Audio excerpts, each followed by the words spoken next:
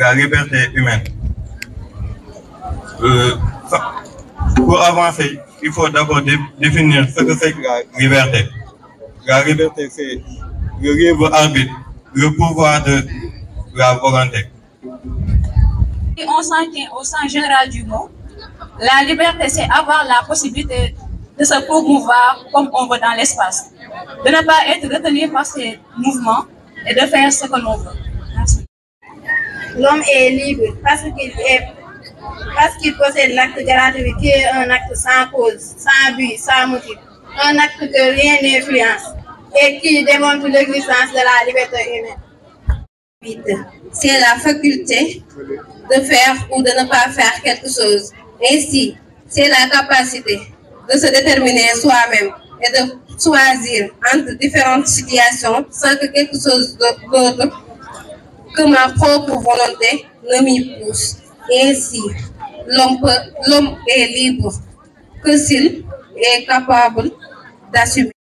En plus, la liberté d'indifférence. La liberté d'indifférence.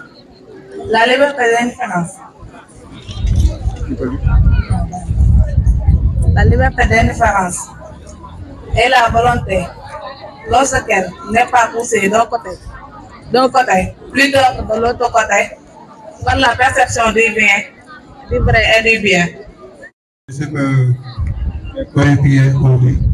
Bon, la responsabilité et la capacité pour l'homme de pouvoir reconnaître ses actes, c'est-à-dire l'homme est le responsable de ses choix, parce que c'est à lui qui prend les décisions qui lui conviennent. Pour donner un exemple beaucoup plus littéraire, je vais vous demander si vous êtes libre de venir ou bien on vous a obligé de venir. On vous a obligé de venir ou bien vous venez pour votre gré. Hein? Vous êtes libre de choisir de venir, non? Donc l'homme est libre. Et cette justification, il faut aller chercher ces Jean-Paul Sartre. Il l'a montré à partir du destin où la vie humaine, c'est-à-dire le parcours de l'homme, est considéré comme une feuille blanche, c'est-à-dire une feuille vierge, où l'homme lui-même est le responsable de choisir ou bien de prendre des décisions dans sa propre vie. Ainsi, c'est ce qui pousse Sartre à dire aussi, c'est l'existence qui précède. C'est l'existence qui précède. Ok. Pour cela,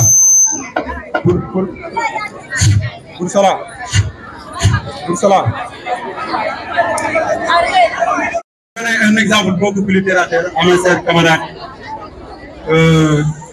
les élèves de seconde. Le dessin est là. Le dessin, il est considéré comme un livre vierge où l'homme est le responsable de remplir ce livre. Après le remplissage, il lui est légitime de dire que c'est ça mon destin. C'est ce qui pousse Sartre à dire que c'est l'existence qui précède l'essence. Je crois qu'on s'est compris. Oui. Ok. Lisez, c'est l'un de ces tables mots qui chante plus qu'il parle. Nous ne sommes pas libres. J'adresse à ceux qui obéissent à leurs parents. Est-ce que vous pouvez accomplir un acte sans que vos parents en décident? Est-ce que si tout le monde se permet de faire tout ce qu'il veut, est-ce qu'il y aura à la fin la liberté? Donc nous ne sommes pas libres. Nous sommes là aujourd'hui pour discuter avec vous d'un sujet essentiel et fondamental qui touche l'existence et notre société, qui est la liberté humaine. Et au fur et à mesure du débat, nous allons vous faire comprendre que l'homme n'est pas véritablement libre. Merci. Je m'appelle Alain Digo. Nous sommes là aujourd'hui pour vous présenter notre thème portant sur l'homme n'est pas libre. J'aimerais me présenter un peu pour vous dire l'homme n'est pas libre, car il y a les déterminismes qui l'accompagnent. Si nous nous considérons sur le déterminisme naturel, l'homme n'est pas libre par la nature. Il y a des normes, des valeurs à respecter. La société nous exige quelque chose à respecter. Par exemple, si nous prenons l'exemple de l'école, il y a le règlement intérieur.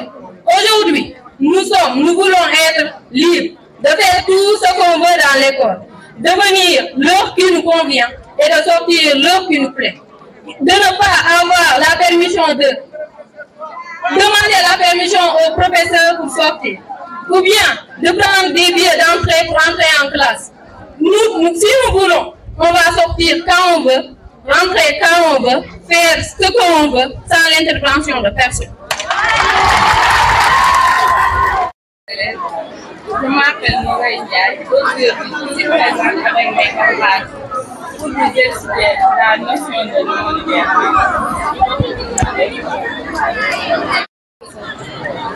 Bon, nous sommes là pour critiquer si l'homme est libre ou si l'homme n'est pas libre. Pour notre cas, nous ne sommes pas libres. Car d'abord, pour exprimer, il faudra des règles grammaticales, l'orthographe, la conjugaison, pour bien s'exprimer. Donc, nous ne sommes pas libres. Nous suivons tous des règles, des normes, et pour accomplir notre choix. Donc, nous ne sommes pas libres. Il parle des lois, des normes, comme nous-mêmes. Donc, il parle des lois et décider de suivre pour notre bien à tous. Les lois établies, c'est nous-mêmes qui les avons établies, votées et acceptées. Donc, si on obéit aux lois, on obéit à nous-mêmes et à personne d'autre. L'école, le règlement intérieur de l'école, c'est fait pour nous accompagner à notre réussite.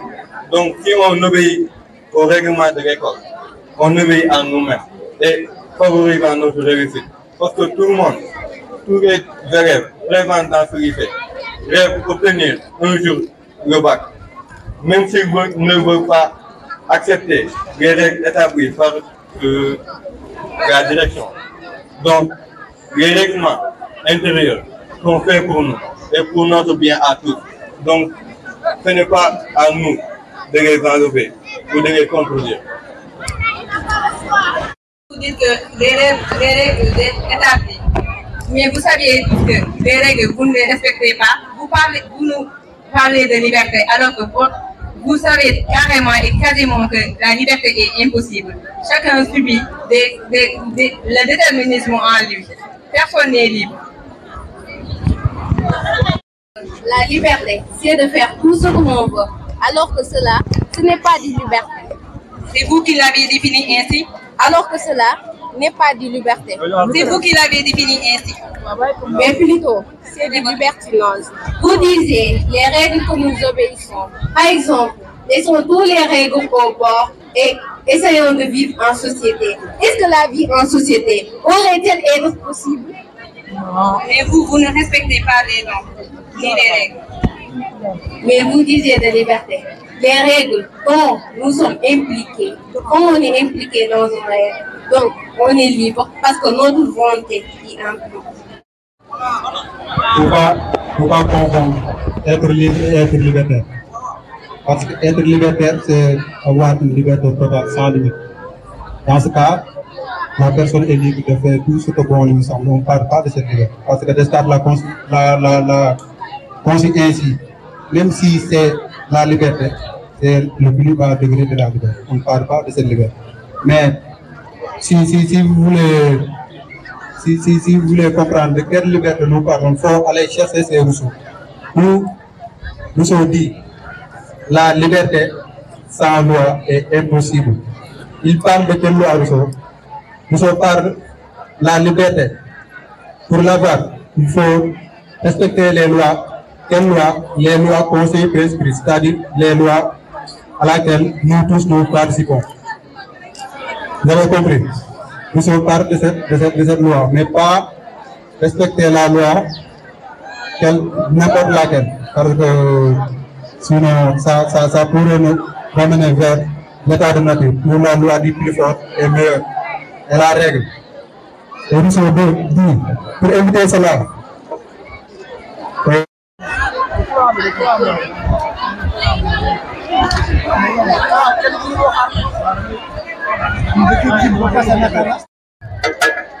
À la suite du club anglais, on aura également la prestation de la deuxième partie du débatton. Après le débatton, il y aura également le club gym qui devra faire une prestation.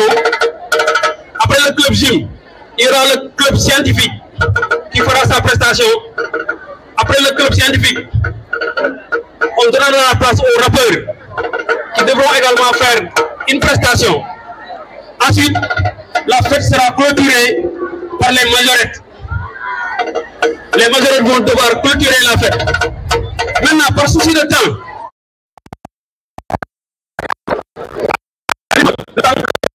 de se mettre en place. Après le club anglais, c'est la deuxième partie du département.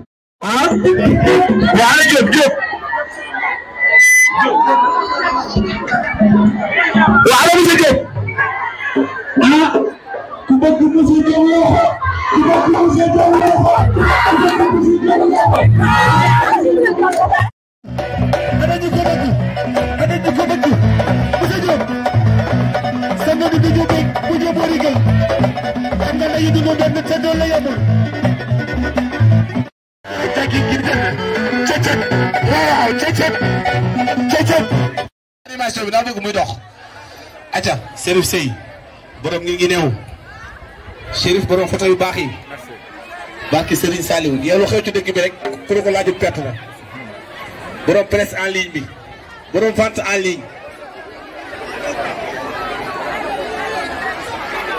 ndeysaan sama gars yi seen sigéen de Sëñ Tuubaa seen sigéen li laa bëgg waaw jantal moom da ngeen koo def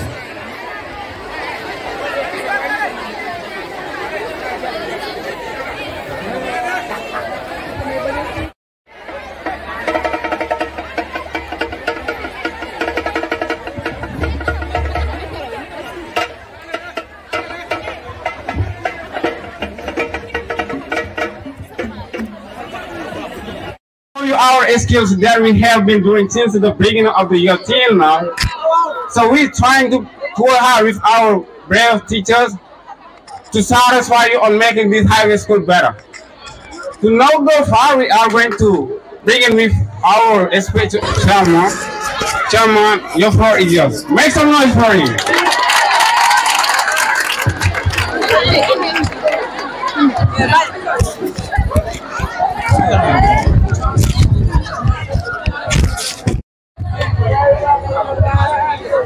Ladies and gentlemen, we are here today. Ladies and gentlemen, we are delighted to see you all being around. Without further ado, I'm gonna tell you the importance of this English club.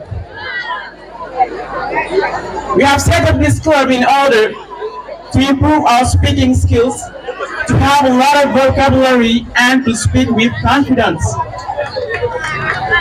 We also do some activities like grammar, reading, writing, and debates. Then you can take the floor in front of your peers. You guys, this is the right place to level up your level.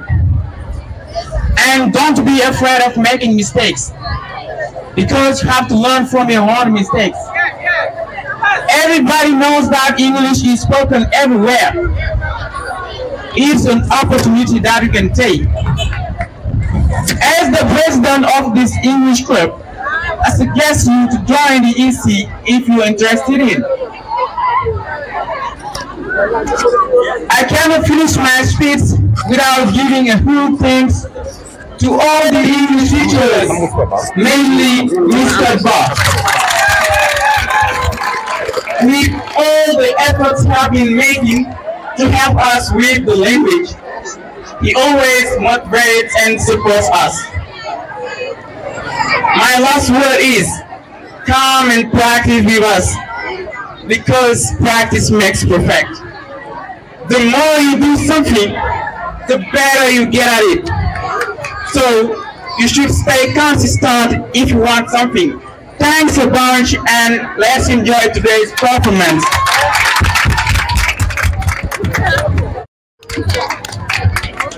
So, you did a brilliant speech. So, let's sing with you our welcoming song, our English teacher, our English club. You know very good that. Let's take that down with you. Our English club is a family. Our English club is a family. Let's go in now. Let's go in now. Let's go in now. We sing. Our English club is a family. Our English club is a family. Let's go in now. Let's go in now. Let's go in now. We sing.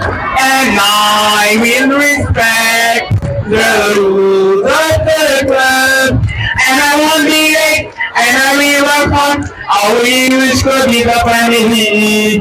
Our English club is a family. Our English club is a family. Let's go in now. Let's go in now. Let's go in now. We sing. Our English club is a family.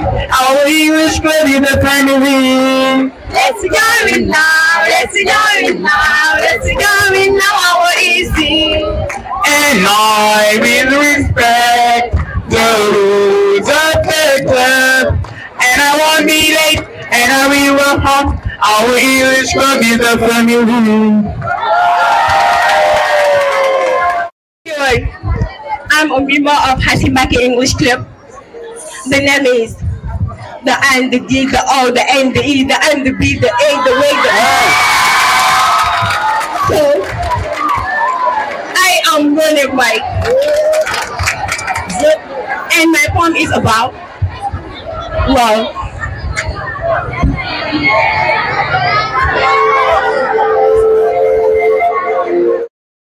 Love is said to be blind, yet somehow love has won my mind. You may call it crazy, I label it eternity. From sisters and brothers, love makes us mothers and fathers.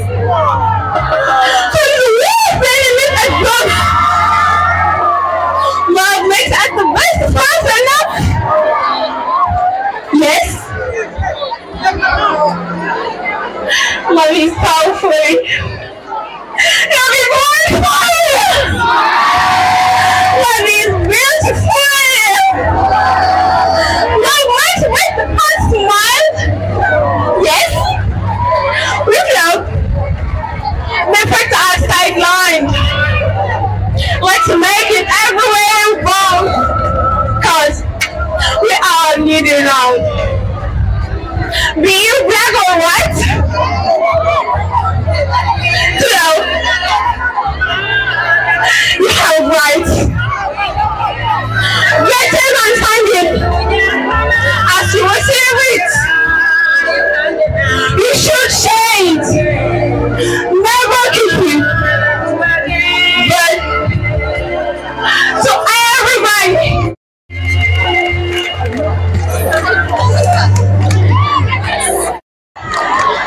let's start with Ladies Hours from Breaking by Mr. Kama. My poem is about broken heart.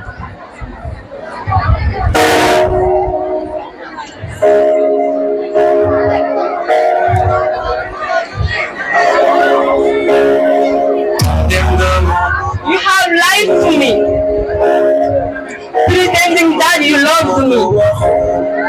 You have destroyed my life, promising that you will make me your wife. To you, I was ready to give anything, not knowing that you deserve nothing. Now, my life is meaningless. I'm really hopeless. My dreams You have shattered my heart. You have started. You no longer see my beauty. You have robbed me of my dignity. You are gone away, leaving me in total disarray.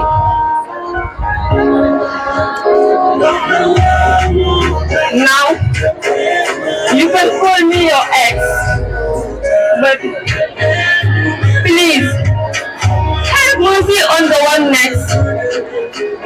Treat her as a queen and a sister, and to her, you will be king and brother.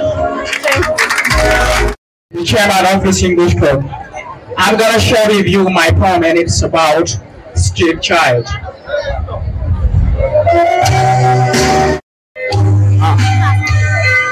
I'm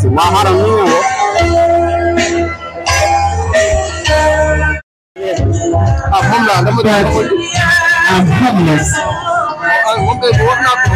My dream is to fly, but I'm fatherless. I need help, but I'm fatherless. I need care, but I'm motherless. I need a kind heart to have a me, but even my relatives don't want to see me. But if you don't know, I can no one but myself at all. Once a year, and come later a year. My future is in the street, and my past was no tree. They call me street child, snatch away my pride. Never give me a right to me everything I like. Sickness is my neighbor, and mine does me no favor. Help! Help! Help! In you, I still have hope. La réalisation d'une pile. Comme vous le voyez avec nos matériels, nous sommes le club scientifique. Aujourd'hui, nous allons vous présenter la réalisation d'une pile. Une pile, vous le savez tous, sert à alimenter des appareils électroménagers. Voici, ici nous avons des exemples de piles. Ici nous avons une pile à 9 volts. Ici nous avons une pile à 1,5 volts. Alors nous allons réaliser aujourd'hui avec mes deux stylistes ici présentes la pile de Daniel qui est la première pile à être confectionnée. Moi c'est Khady Guirikan, élève en classe de première S1.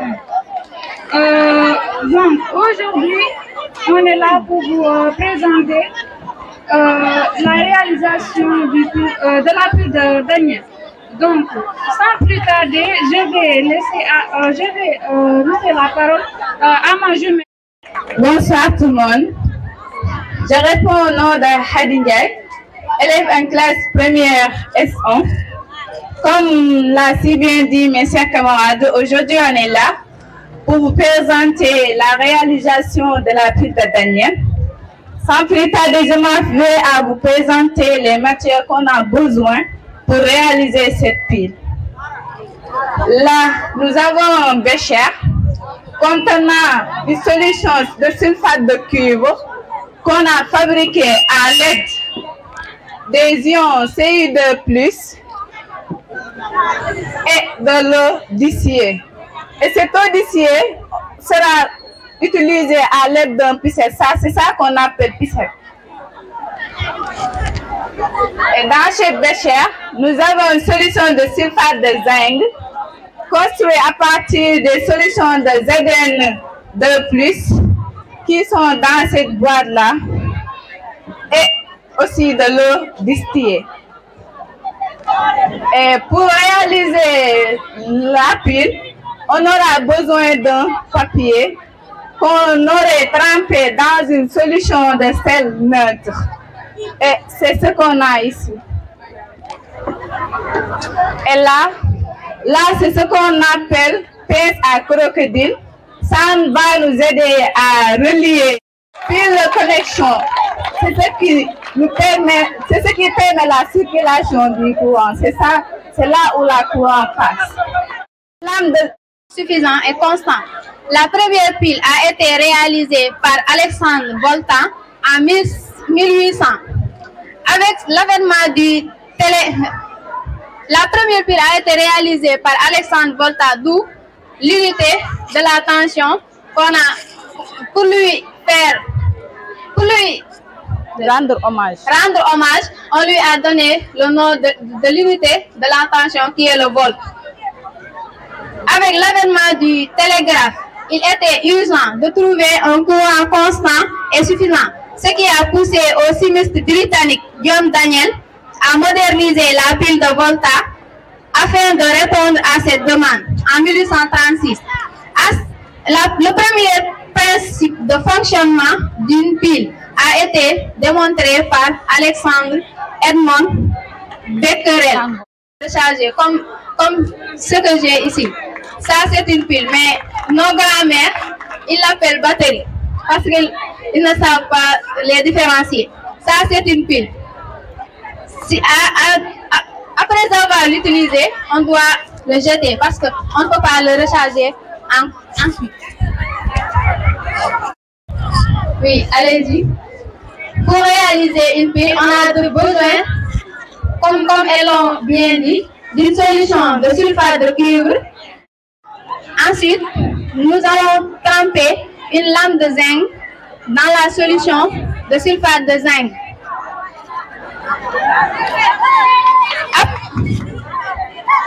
Après avoir trempé une lame de cuivre dans la solution de sulfate de cuivre et une lame de zinc dans la solution de sulfate de zinc, nous avons ici deux compartiments.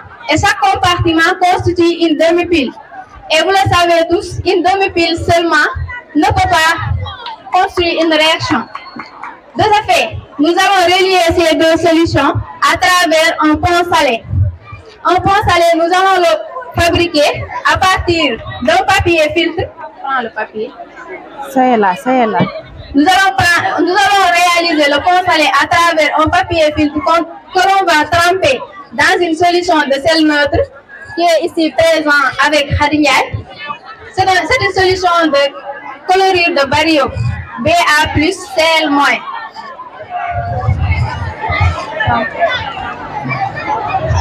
Pour être un peu rapide, nous avions déjà trempé une papier dans une solution de sel neutre.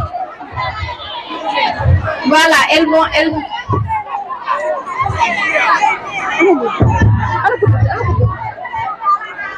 soigneusement relier ces deux demi-piles par le pont salin qui est doucement. Très bien. Voilà, nous avons relié ces deux demi-piles à travers un pont salé. Alors, nous allons essayer de voir s'il existe une tension sur cette pile. De ce fait, nous allons relier les lampes avec le voltmètre à travers des fils de connexion.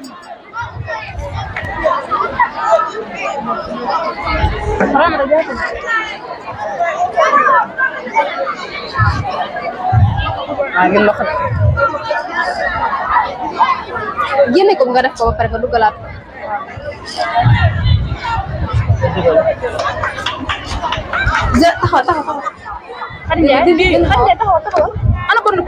je précise que une demi-pile constitue une borne positive et une borne négative. La borne positive correspond à la solution de sulfate de zinc, sulfate de cuivre du moins. La borne positive, c'est au sulfate de cuivre et la borne négative, c'est au niveau de la solution de sulfate de zinc. De ce fait, nous allons relier la borne positive de la pile avec la borne positive du voltmètre et la borne négative de la solution et la borne négative du voltmètre.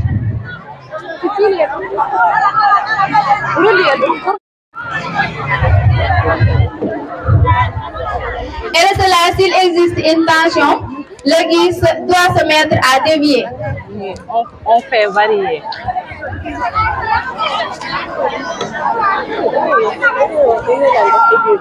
faut commencer par symbole.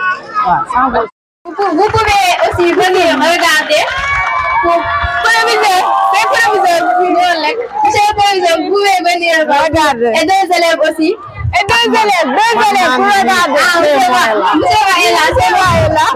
Vous voyez, il y a du courant parce que l'église se met à dévier. Regardez, si nous mettions là à 0, oui, on n'aura rien. Mais si on fait dévier, ça dépend du choix du calibre. C'est ça qu'on appelle ça, résultat en vol. Le mieux adapté. Oui, mais ils ont produit. On a coloration, on a dépôt de lame de cuivre. Non, c'est ça qui s'est détruit. Non, c'est le pont salé. Ah, d'accord. Oui, c'est le pont salé qui est ici. Regardez. Donnez-moi, qui marche, c'est pour cela que l'on ne peut pas mesurer l'intensité du courant qui est contenu dans cette pile. C'est pour cela qu'on a utilisé l'ampère. Vous savez tous, à la présence d'une tension, il y a terminé au niveau des deux bornes, alors la tension deviendra nulle. Plus que la réaction se fait, la tension diminue. Car dans la cathode, on aura une augmentation de masse et au niveau de l'anode, on aura une perte de masse. Car dans la cathode, les ions Ci2+ se transforment en Cu et dans l'anode, le lame de zinc, qui est le Zn, se transforme en Zn2+. Si on enlève la lampe de zinc, vous voyez que la tension est à 0 volts. La même chose aussi pour la lampe de cuivre. Si on l'enlève, vous voyez que la tension est à 0 volts. Merci.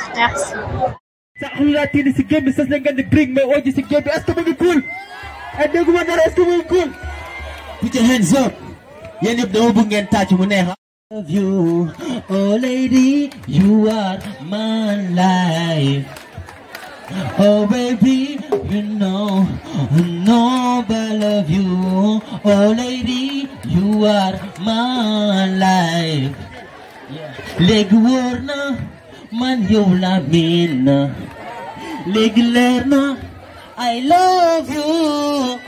So baby, Burma sorry, man yow la min. So mala Tonya sorry, I love you. So baby, Burma sorry, man yow la min. So mala Tonya sorry, I love you. Yes, so.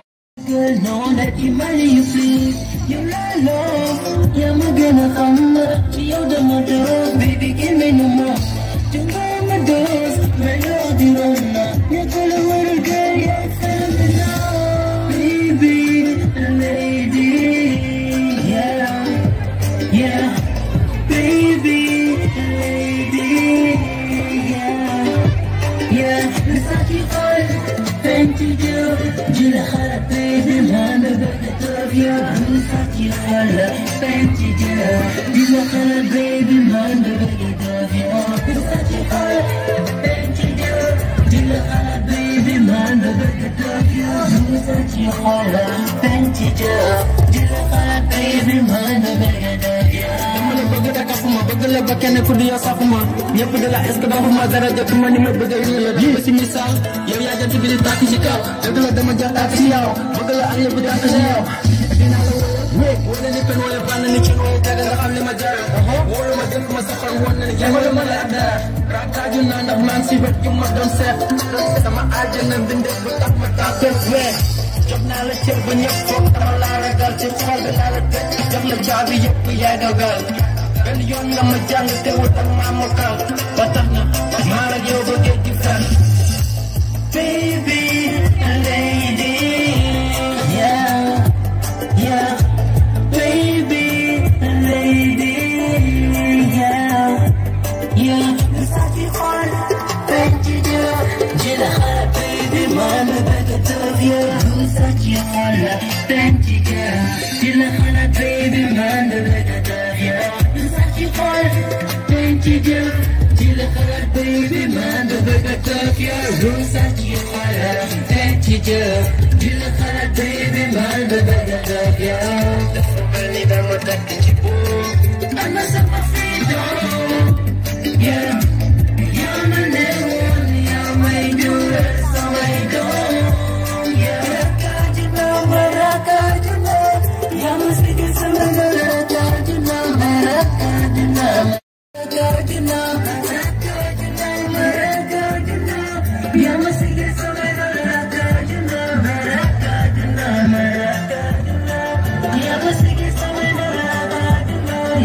Merci beaucoup. Am nañ concert ce samedi.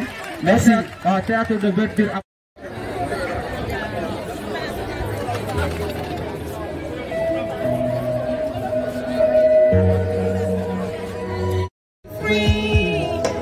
That's just like you and me.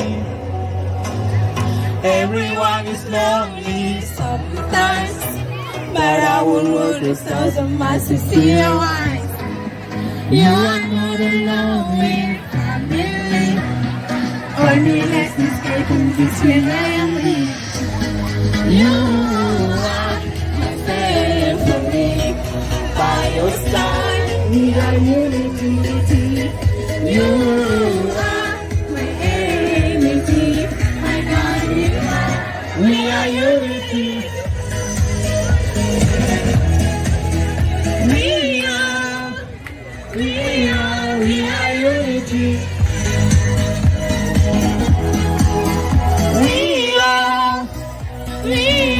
We are unity.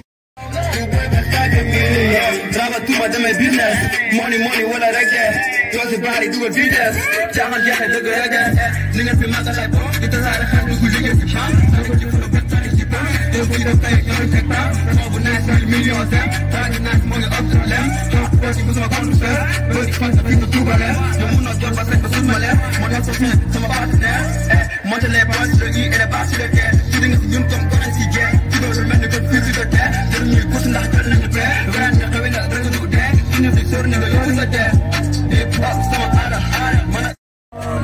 I'm never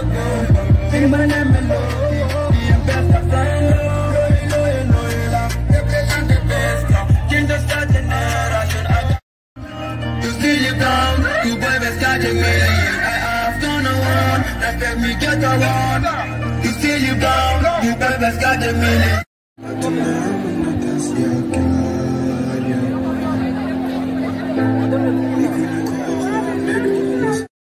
Dans le jardin des souvenirs qui demeure en fleurs, ta présence est une étoile dans notre obscur. Ton démarre a semé des larmes dans nos cœurs, mais ton essence demeure éternelle douceur. Dans les brisées du temps, ton esprit vogue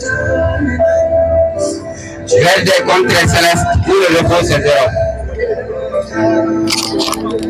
Dans les lumières du soleil, dans l'éclat de la lune, ton sourire persiste comme une douce fortune. Tu demeures gravé dans nos pensées, nos rêves. Notre chère partie, jamais en loin, mais jamais en trêve. Ainsi la vie où les adieux sont des passages. Mais dans nos cœurs, tu demeures éternel message. Dans ce point pour toi, cher disparu, tu demeures vie éclatant dans notre cœur. J'aimerais bien que nous finissions l'année ensemble, mais l'homme propose, Dieu dispose. Que Dieu t'accueille dans son paradis, repose éternellement en paix, Mohamed.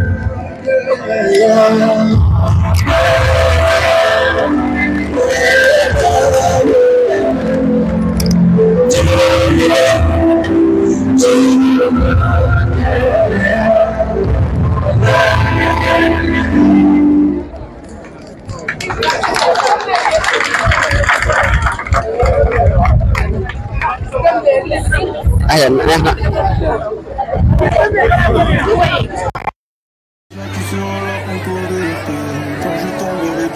là pour me soutenir, la seule personne qui me fait vivre. Et c'est parfois ce que je vois, je sais que tu me regardes, je ressens l'amour que tu me portes et c'est ce qui me fait penser.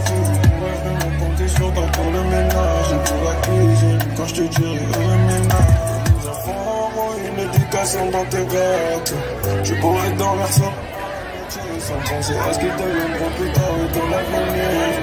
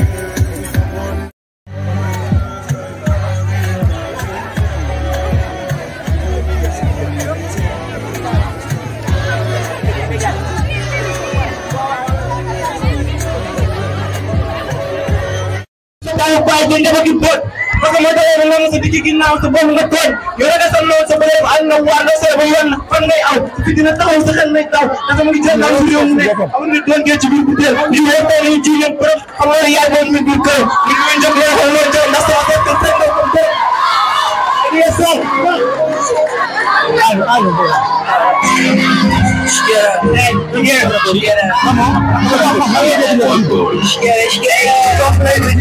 Better put it up on white beat. I'm gonna take one line like you, nigga. I'm gonna feel like wow, baby, me. Yeah, I'm going to suck my dick. I'm in it, I'm going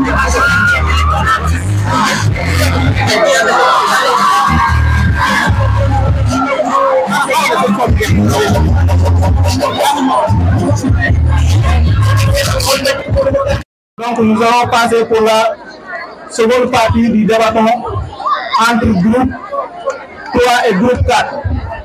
Après le match de groupe 1 et groupe 2, cette fois-ci, c'est le match entre groupe 3 et groupe 4.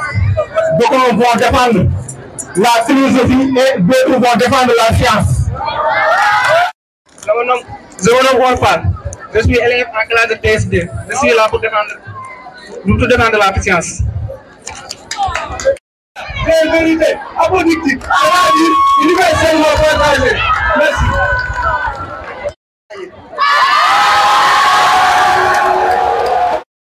Je suis ici pour présenter et pour vous faire part de l'utilité et de l'importance de la philosophie.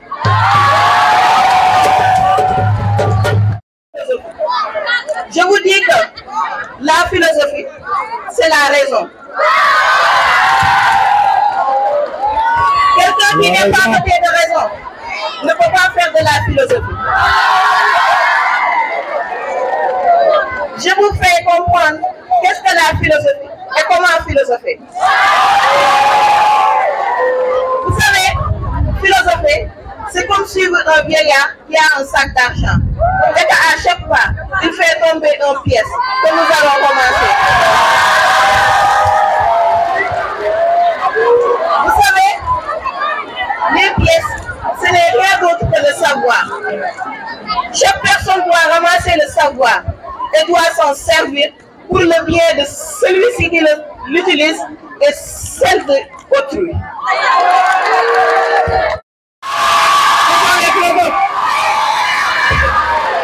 Qu'est-ce qui peut devenir des philosophes? Merci beaucoup.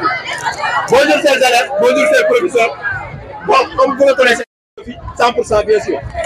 Donc, je vais faire part un peu de la philosophie pour faire savoir les deux matières. La philosophie et la science sont deux discours rationnels qui se basent sur des questions. Si la science pose la question du comment, la philosophie, quant à elle, pose la question du pourquoi. Et c'est cette question du pourquoi que je vais laisser mon collègue classe coloniale vous expliquer un peu la question du pourquoi. Bon, monsieur le proviseur, monsieur le censeur, le corps des professeurs et l'ensemble des élèves. Je réponds au nom de Barthélémy Tchonou. Je suis en TL2C.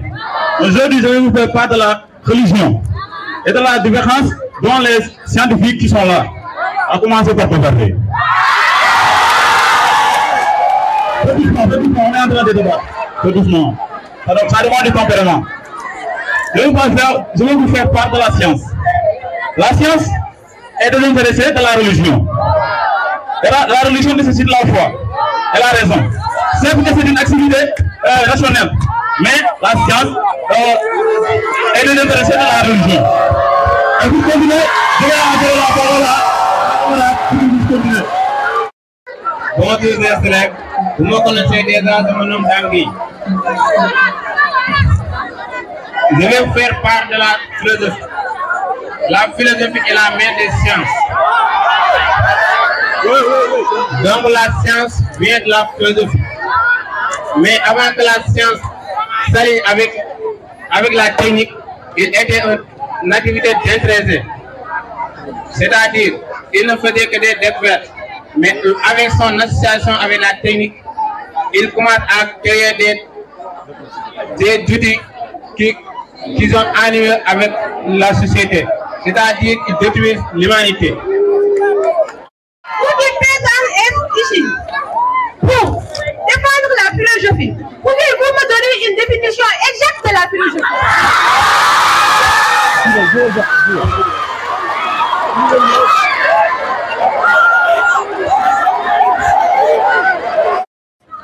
Une pensée personnelle, une éthique qui porte sur le savoir.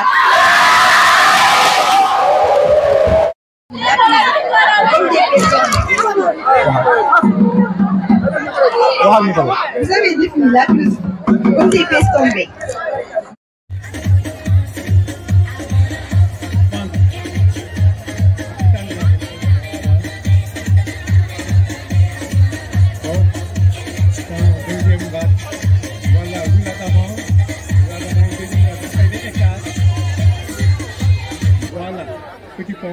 Voilà, et on se relève.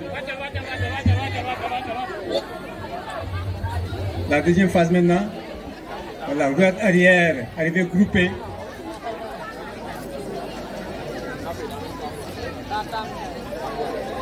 Queue de poisson, du moins queue de poisson pour les élèves de terminale.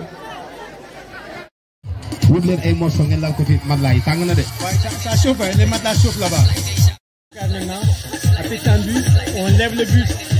Et voilà, avance les jambes, hop, la roue, demi-tour maintenant, les pieds groupés, voilà, du moins planche, la planche. Voilà, ok, c'est la roue. Ensuite, cherchez loin. L'autre est en retard là-bas, la deuxième. Là, voilà, ok. Voilà, voilà, ok. Ça c'est le pont. Voilà. Dis-moi le pont. Ensuite, voilà. Voilà. L'autre a fini. Avec le groupé, pieds joints. On se demi-tour. Droite arrière. On va arriver écart. Troisième. Ensuite, pieds groupés. Hop. Arriver à quart. Ils doivent se rencontrer tout au milieu. Voilà. Puis maintenant là, regarde derrière l'autre. C'est bon. Bravo. Voilà, surtout arrivé à quart. Bonjour de biche. Voilà, grand écart. Ok. Puis maintenant, appui tendu. Maintenant, aïe, aïe, aïe, on arrête là-bas. Ça coche pas là. Voilà. Ok. bravo, merci. Voilà, taclez-vous Baraba. Voilà. Ok, bravo. Merci, c'est pas vraiment ces jeunes filles là-bas. Bravo, bravo. Vous les faites mis dans mon compétition à Kaolack. Amenez une médaille de bronze avec des trophées, puis des diplômes d'encouragement. C'était dans la région de Kaolack. Ok, bravo. Il y avait 55 participants. Guinguinéo, la ville de Guinée avait comme candidat.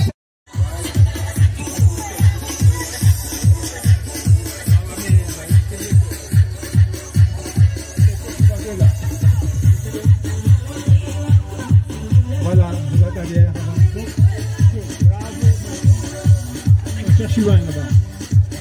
Un autre là-bas. Là. Voilà, hop. Tour plus, demi-tour. Bravo, merci. Un demi-tour maintenant, un retour au tapis. Hop. Voilà, merci. Bravo. Il y a d'autres là-bas qui arrivent. Deux roulades avant. Voilà. 6 sauts d'abord et ensuite des roulades avant. Simple. Puis maintenant, appui tendu. Wow, moi, il y a appui tendu. Renverser maintenant. Voilà. Appui tendu, renverser. On casse le cou. Ça, c'est le. Il y a Ouchéni qui est là-bas. Bravo, bravo, bravo, bravo. Ok. Il marche sur les pieds, il marche sur la main. Au lieu de passer sur les pieds, il marche. C'est les mains qui marchent là-bas. Bravo à ces gens-là. Merci beaucoup. Et on retourne maintenant. Voilà. Voilà. Bravo. Voilà. Bravo. La vague des filles là. Pensez à l'arbre là. Voilà. Ok. Arrivé à écart. C'est bon. Retour. Voilà. On fait une démonstration. Voilà. Le temps. Voilà. Dégagez mon tout. Rapidement, il y a le coup qui doit passer rapidement. Voilà. Tango. Vad, qui est nous? Pas Ousseynou, qui vient, qui t'approche à moi là. Voilà, vite. Voilà, oh, bravo. Merci. D'accord.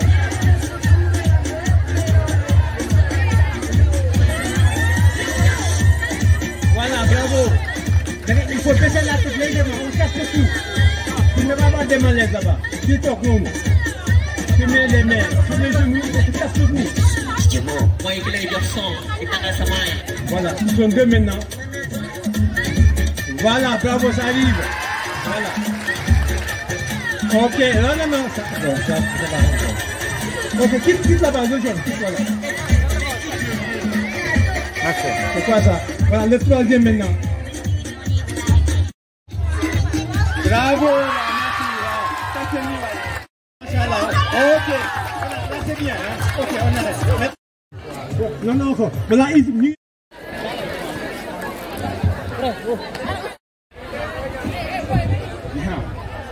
Pimo, Yat, Soignou, vous parlez de 2, 8, 1, 7, 7, hey, 7, 7, hey, 7, 7, hey, 7, 7. Regardez. Non, ça fait de place, en place.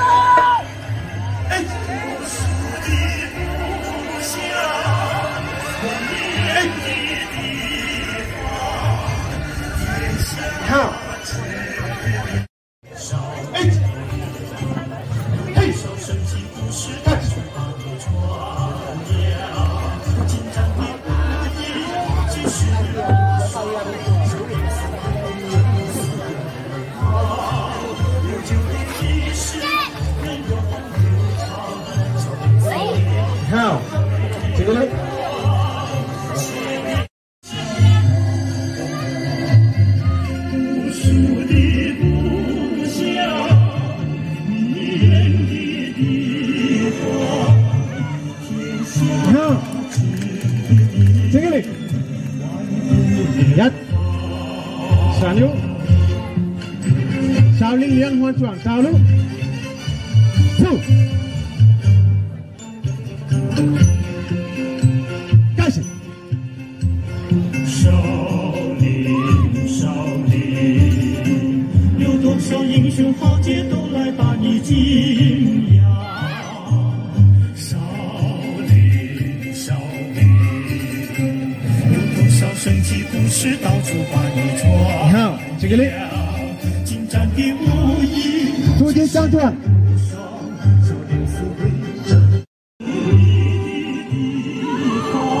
这里。呀，传流，逐渐相传。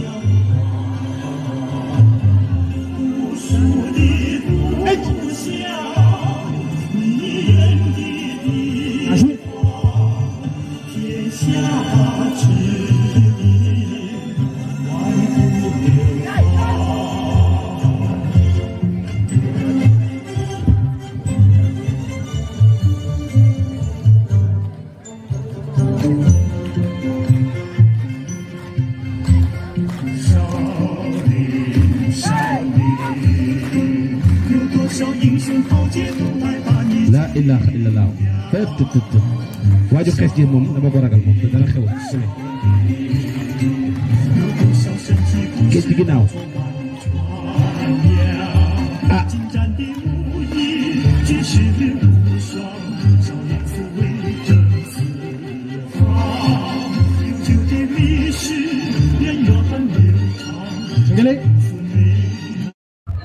dama la jàngee tamit ne yow boo liggéeyal yow boo jàngewul kii man tamit nan laay def yow tamit yaay man ànduma kii de waaw demal nga jàngi bu ko jege xam naa ne kii dafa xeeñ demal nga taxaw toog ak bu leen dend yoon waaye demal jàngi rek waaye dem waxal maa ngi lay dégg comme que ñoo bokku jëkkër bokku kër ñu juboo rek loolu laa doon doyee te jàppale suñu jëkkër yow mbekkee dimbali ma ngay war sa kémmi ngi ne rëbbi bu foire yow lan la ni yow moo amay sama jàmm ah Poudia wax jàmm kase taxoon ma woo la. dimbali ma la man wootewuma jàmm ba sama jëkkër demee ba léegi xam nga nee naa la damay dugg kër gi ba mokk ba wootewuma jàmm bu ma woote nag affaire ñàkk ba waaw kon kër gaa yi dimbali ma la ñàkk bu ko la trop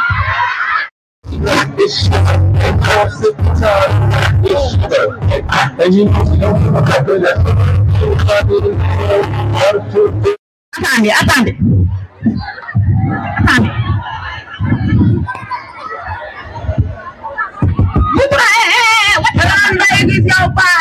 What the fucking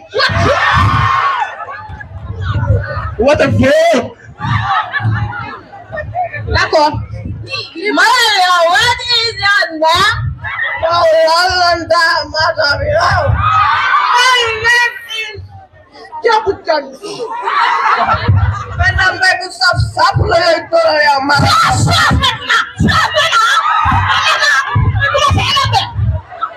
Ni bakka ni ñew xalaatoo leen loolu ngeen nekk fi na kii naa xoolal ñeent kii naa ceeb de boo xam ne kii bi ñëw wax sa yam toogal la ko man su ma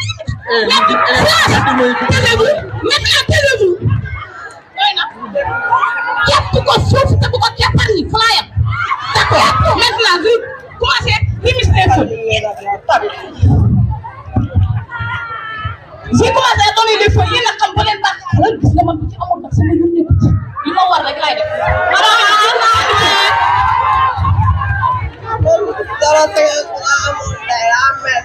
ma ne ko xoolal bu am sa 0,50 def ko ñaari nen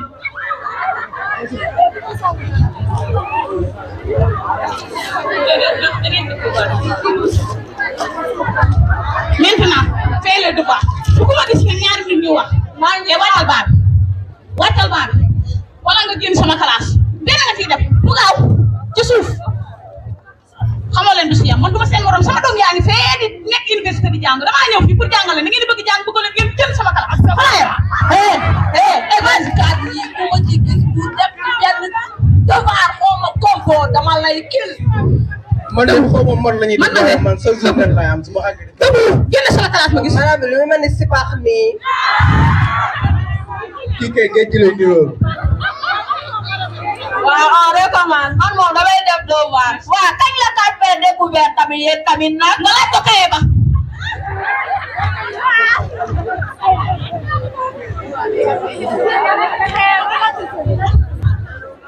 fuy na ñëw tay dem damay dem su ma demee du ma jël benn fuy fa laa yem rek du ma benn fo. what the fuck. d'accord yéen daal ngeen bëgg dinaa ci dama yéen ba jeex maa ngi ñëw.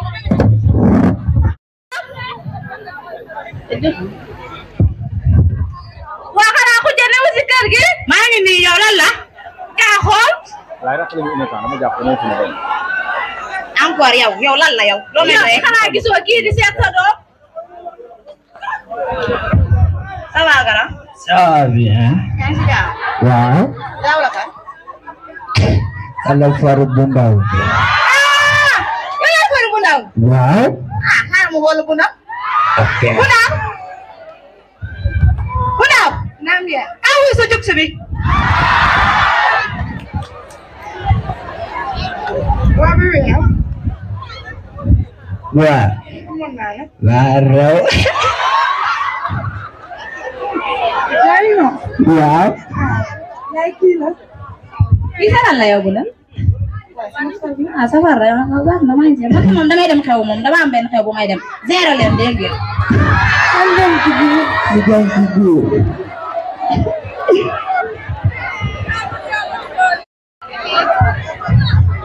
Kayu fo. Ah? Kayu fo rek, tuuti rek.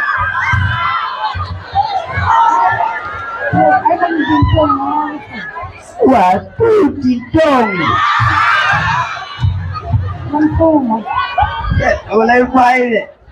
Abay dem doxal sa mer léegi am moo la gën a mot. Waa kayu fo rek. Waa kayu fo tuuti.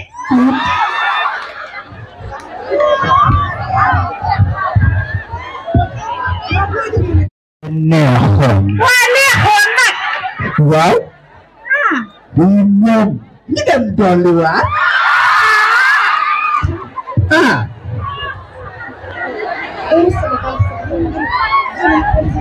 yow de doom lu soo ma. romb ba naa ma neexoon. ma koy ñaaw. Baru may sa tat. wax na dégg nga. duma sa morom dégg nga jur naa doom ju la mag. waaye kooku magu ma nga naan ay doom. du fekk la nga xam yow lan nga liggéey yow. yaa ngi koy liggéey fii dara nga naan ko yow la ngeen sëriñtu rek ngeen xam fii.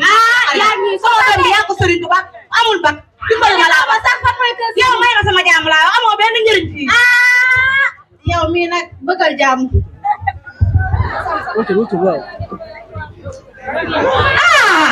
bismilaay jàmm. xaaral ma xaar ba mu ñëw.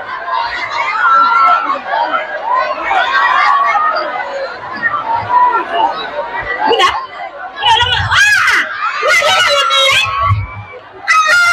maa ngi bëgg a jox nga nag day de. Budak la ma la daal. démb loo lekk yow xanaa sa tante naa la jox démb dara nga lekk. bu la bëggee da laa bëgg posé na nga dee tamit dama ko wax ngeen dem hôpital léegi. daa ñëw kër ga di wàccu na dama yaakaar wax xoolal ma ko ba xam ba sa tantam bi. yow ni ngay waxee ni met. yow may ma sama jàmm yow li nga tal yow yaa ko tal man. waaw xoolal ma sama doom ji bala moo dee. yow balaa moo dee nga rey ko yow sa bopp. non dama ko rey. kii maa man kii kuy dëkkëram. yow la daal. sama biir mooy met. sa biir bi mooy met.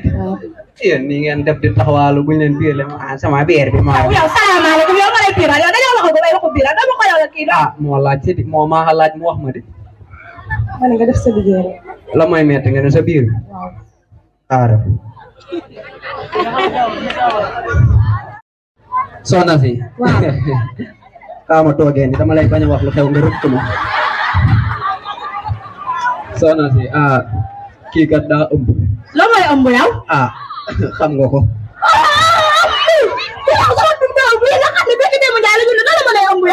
kii yow kanamam kii ne daal bu dëpp nga ma ba ci jëndee jàng. ku ma sonal dégg nga ku ma doon moom la ko doon ëmb. yow bu tawee yow wuy ma ko moo yombal yow. ku ne wuy ma si laa ko moo yombal yow. yow sa liggéey da kaa joxe yow. dara. bu loo jooy. waa bi jaay kaa toog ba pare. tooguma. waa toogee rek. tooguma xaw ma lu xew si kër gi bu loo jooy. Ndiaye tey ngaa toog après ñu expliqué la. awa yaa ma de. ah man ma yem ma ne ko ci kër gi balaa maa. liggéey maa ngi ci yem ay doom la fi dikkee ak yaayam. Kouthia lu xew ci kër gi. man liggéey damaa ni moom hôpital après ñu wax ma ne ma Pouleau dafa fii. dafa lan naa ma. liggéey Pouleau dafa fii. dafa lan. dafa kii lan mooy lii lan mooy kii. liggéey Pouleau daa amul liggéey. lii da lañu naan numéro sax numéro la wele. amul. Pouleau ku la ëmbal. Pouleau kan ma la ëmbal. Pouleau kan ma la ëmbal. kooku noonu mooy kan. kooku noonu mooy kan kan ma la ëmbal Pouleau gaawal. papa dañ doon foore. foo xale si foo xale li mu wax ni foo Pouleau gaawal kan ma la ëmbal. liggéey ki ko ëmbal rek daa sa ginnaaw. wala kii rek liggéey. boy taxawal. yow lan nga def sama kër loo def sama doom yow. dama doon fo. waaw. kon ngeen doon foowee. ci néeg bi. waaye liggéey. waaw kii deful dara naka xale bi gis nga ko nii keroog ba fi ñëwee. suraar yi nangu war a jàng man de sàcc rek ngeen mi nekk. may ma rek xujjaane ko àggale si biir ba pare nag naan ma ne ko xujja gis nga kii seet sa doom mu ne ma waaw. waaw. moo ko bàyyi mu àgg ak moom xale bi am na xamul dara. waaw.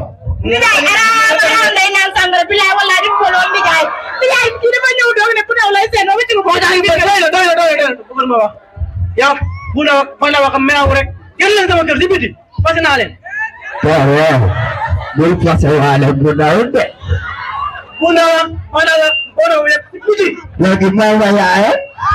yow bàyyi ma laa la wax yow tamit nag yow may liggéey sama sëy bi nga la fi la xarit ñaar kon liggéey yow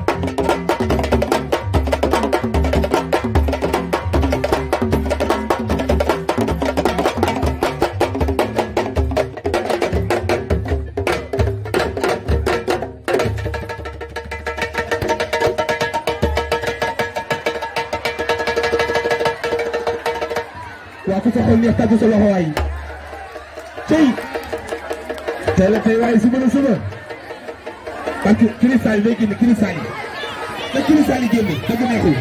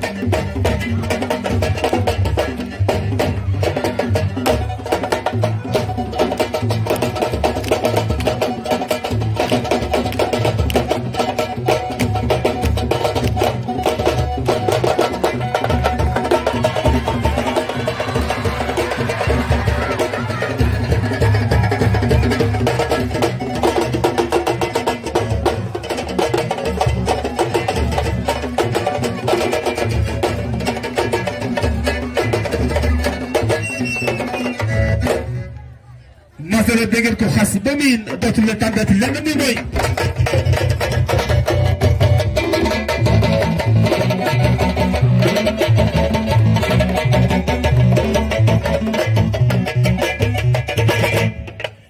am na ñu leen classe waaye am na ñu leen bëgg ñu la ci seen xol yi di la ci tëroo di la bëgg